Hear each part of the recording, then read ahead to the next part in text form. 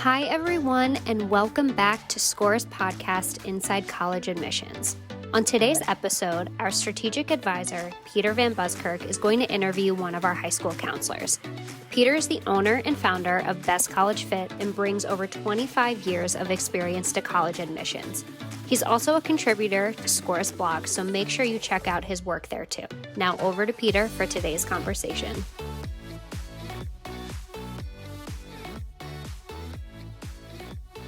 Welcome to Inside College Admission, conversations with college advisors about matters affecting the college-going process. My name is Peter Van Buskirk, and I'm joined today by good friend Brennan Barnard, who is the Director of College Counseling and Outreach at the Derryfield School up in New England. Welcome, Brennan. Thanks, Peter. It's great to be here. Glad you can be with us today. It's interesting these days that the normal conversations we might be having in person at conferences or during visits to schools aren't taking place quite the way they had before. What are you noticing in terms of your life as opposed to the way it might have been a year ago? Indeed. Yeah. I miss the interaction with colleagues. I've been doing this Thursday Night Live webinar series and hosting college admission leaders, and it's meant as a resource for students and parents and other counselors to kind of get the latest in terms of what's happening in admissions offices and policy and practice during this unique time. It's meant for them, but it's been really nice for me to connect with colleagues and friends and to spend an hour with them on a Thursday night, just kind of talking shop. Well, there you go. Now, you and Rick Clark at Georgia Tech are recent authors of a book, The Truth About College Admission. The book comes out, and within months, we're hit by coronavirus. Do you wish you could have your manuscript back to add another chapter to at this point? Well, I feel fortunate that it came out when it did, a year before this all, or a couple months before this all hit, because we had a chance to be out there talking with folks about it. But I think the enduring messages in the book are no different given the pandemic. The book is all about kind of intentional and meaningful way of going through college admission as a family or with the people who support you, and that hasn't changed. Well, given what you've seen in the last 8 to 10 months, if you were given the opportunity to add another chapter, what would you address in that chapter? I think it would be going deeper into issues of equity in terms of financial aid and that kind of thing. We could have written a whole nother book on that, and we chose not to go too deep into that. But I think the issue of equity and doing a deeper dive into the type of community and the people you want to be surrounded by on campus, I think that's a really important consideration for students. And we talk about that in the book, but there's always more that can be said about that. And now, given the pandemic, all the formulas for finding that sense of community are difficult to find right now. The things that you might have experienced with college visits to the school, college fairs, college nights, students visiting college campuses, the kind of things that would lead to that greater understanding are at least a thing of the recent past. How will you advise kids to research their colleges now and to arrive at that sense of community? I've been telling students to dive deeper into kind of school mission statements, and also then not only just read the mission statement and understand it, but then to see how consistent those messages are in everything that the school is putting out in terms of their marketing, in terms of their communication and their virtual events and all that kind of thing, in terms of their website, and just see, is in talking to different people on campus, is that message around what they value and how they identify as a campus, are those consistent? Mm-hmm. Right? So are you hearing the same messages from multiple people, or does everybody have kind of a different version of what the school values or what the community is made of? And I've been telling students to utilize things like LinkedIn and Instagram pages and things like that, and not just the kind of official university Instagram feed and that kind of thing, but to go look at the clubs and organizations that they're interested in and look at the social media feeds of those organizations specifically. What have you seen as maybe the biggest challenges, pandemic related challenges that you've had to encounter in the last half year?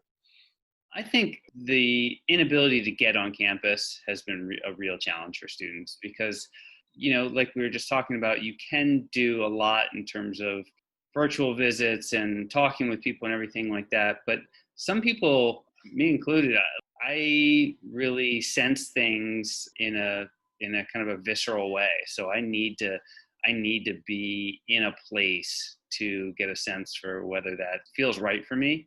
And I think some students are very much like that. And so that's been a huge challenge as students, our seniors now who haven't visited a lot of the schools on their list and are saying, I don't know if that's somewhere where I'm going to feel comfortable.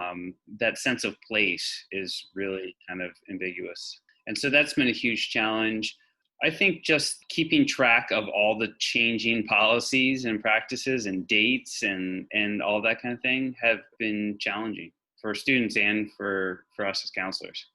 Well, it's often been said that change on a college campus is glacial in nature. Things don't happen very fast. Well, that glacier became a puddle this summer, Right. so there's certainly a lot coming your way. In light of the fact that there's limited direct access, albeit there's still the opportunity through the internet, how do you find students are coming to their lists? And I'm going to try to maybe be more specific in this regard. Sometimes I hear students say, well, these schools are on my list because I got them out of U.S. News and World Report, the ranking guide. How do you feel about that when you hear students say, these are the top ranked schools, that's why they're on my list? Quite honestly, it makes my skin curl. And again, I could go on for 2 hours on the rankings, but I think that's taking the easy way out. It's letting somebody else make decisions for you, and it's relinquishing control in this experience. I think for some students it's a starting point, but I don't think they have any role really in admission. Well, the rankings certainly are not student centered in their orientation. So I'm wondering, kind of changing direction here a little bit, what you're hearing from colleges with regard to the status of testing.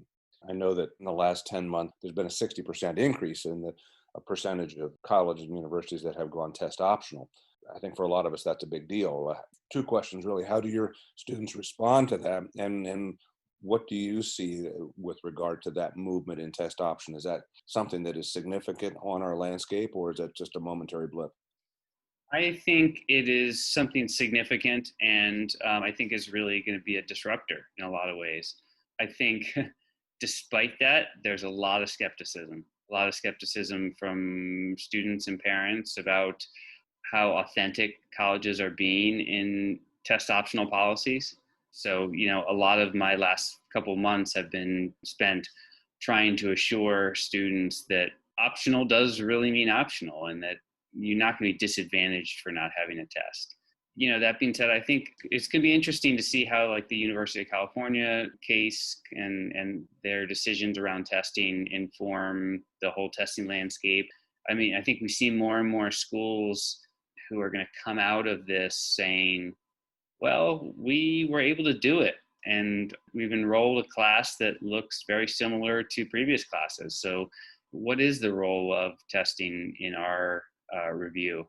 A number of schools are saying, okay, well, let's, if we're going to do this, let's give it a couple of years and see how that impacts things. I think it's a real opportunity as we wrestle with issues of equity and racism and justice in college admission. I think it's hard to say we're committed to those things and then continue to prop up a test or a series of tests that perpetuate issues of injustice. Well, and I think that's very well said. With regard to the current time and dealing with pandemic, one of the points of angst that I sense from families is our academic experience has been greatly disrupted over the last 8 to 10 months. Will colleges know? Will colleges know that the spring kind of finished like a big fire drill and everybody scattered to the wind? Will colleges know that, our classroom experience this fall doesn't resemble what we thought it would be? Will colleges know, et cetera? I think you and I would agree colleges will know, but how do you provide that reassurance, A, to the families, and how do you help to document what Derryfield is doing on behalf of your kids? Yeah, I mean, I think it's incumbent upon all of us to let colleges know. First of all, colleges do know. I mean, this summer at Macon Carrying Common, or actually it was the end of the last fall into the summer, we released a collective statement from deans and admission leaders from all over the country, which was called Care Counts in Crisis. It was admission leaders affirming that they get it and they do know, and they understand that schools went past fail, and they understand that students don't have access to testing, and that internships were canceled, and summer jobs and all that, and activities and extracurriculars, and that everybody's in the same boat and that they understand. In terms of our individual schools, I think it's important for us to make it really clear on our profiles what the situation is at our school or in our recommendation letters. I mean, at Derryfield, we have put a cover sheet on our profile that basically says we did not go pass fail. We kept grading last spring, but kind of giving a quick snapshot of how things have changed at Derryfield because of the pandemic, and the fact that most of our students have had no access to testing because we're not a testing site, and all the local schools local test centers have pretty much canceled. And so just kind of providing some of that detail. But then on an individual level, in recommendations and also working with students in their own statements to really highlight the ways that it's impacted them. If they've had a family member that's been sick, or they've parent who's lost a job, or those kind of things, and really articulating those things. When I talked with deans this last spring, I did a series of interviews similar to this with deans of admission about their experience. And I said, are you ready for a lot of coronavirus essays? And to a person, there would be a chuckle with, yeah, we expect that. But now with the optional essay to talk about COVID, it's not necessary that students would give their full attention on the main application to coronavirus. But what are kids writing about this year? They're living in an historic moment in our country, whether they understand it or the magnitude of it or not. Do they get it? And are they able to reflect on it well with their essays? Yeah, I've been talking with a number of colleagues about this, and we've all agreed that increasingly in the last couple of years, but especially this year, students seem to be so much more introspective. And I don't know if it's just having the time to step back because they're not racing from thing to thing, or whether or not it's just kind of this kind of existential confrontation of life and their experience. But I think students are in a different place of kind of looking inward and taking stock in things. And so I've seen some really thoughtful essays this year. And some students are writing about COVID, but kind of peripherally. I haven't seen a ton of, this is how it's impacted me, and this is how tough it's been. But there have been a lot of just really thoughtful essays about the meaning of family, and about the meaning of slowing down, and about the experiences they've had, and how they've come to value those in a much more intentional way. Mm-hmm. Yeah. Well, I like your word choice there, intentional. I think that it would be a good thing for students to find that sense of purpose, even more so than perhaps in the past, through the world in which they're living right now, and their ability to articulate that. Now, about the admission process, we're right now on the precipice of a lot of deadlines: early decision, early action. Historically and statistically, early decision makes a difference for many students in the admission process.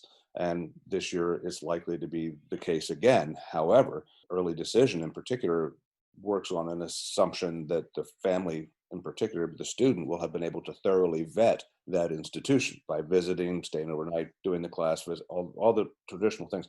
In the absence of that vetting process, what do we tell kids about early decision this year?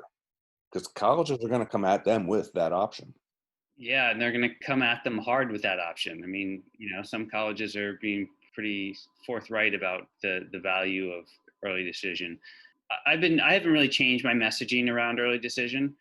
Students shouldn't go looking for a school to apply early to, that it needs to be more of an organic process where they find a school that they feel like, this is the place I really want to be.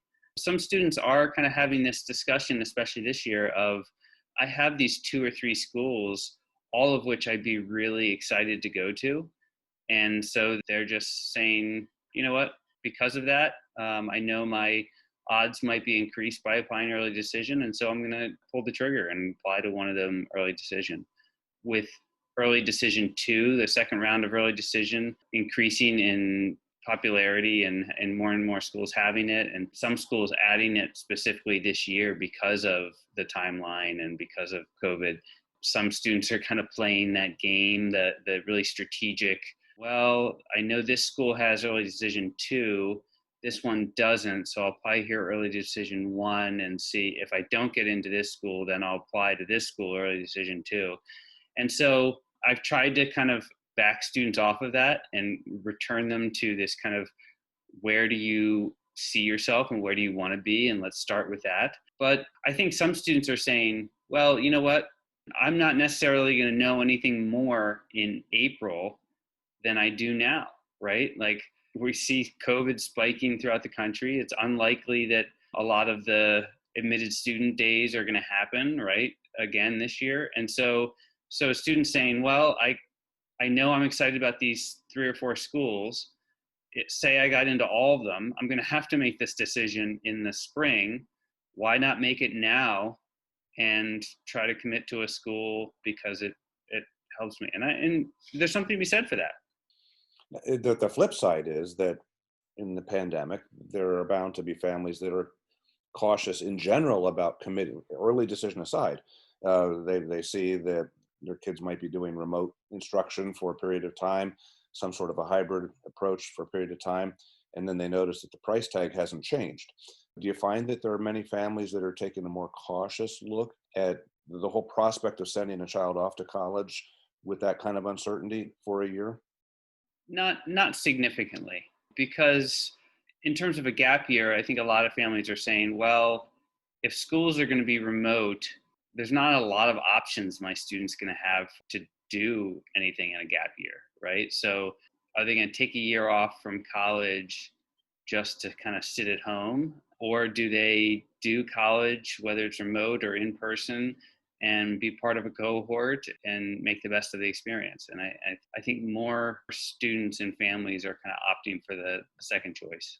Do you see, though, that those concerns perhaps about the economy and or health are changing the geographic pattern of searches? Are people tending to stay closer to home and they're looking at colleges, or do you see no real effect? I haven't really seen a huge shift in that, Yeah. to be honest.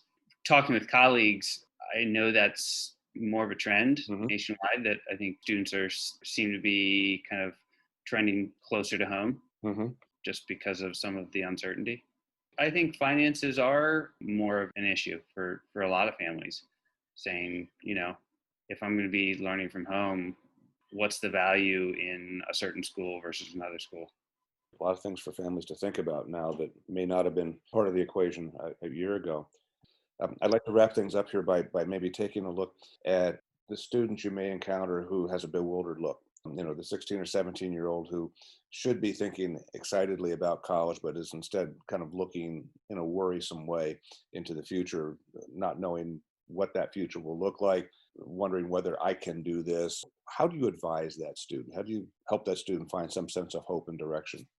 I mean, I think this has been a really informative experience in helping students understand that life is not linear, right? And that trying to take some of the pressure off of finding the kind of quote unquote perfect school, and to kind of back off some of the expectation and some of the assumption that things are permanent, right? And there is a huge lesson right now in the nature of impermanence, and that if they make a decision and they go to a school that's not right, or they pursue a major that doesn't fit, then that's changeable, right? Like, that they can shift what they've always expected or known as needed.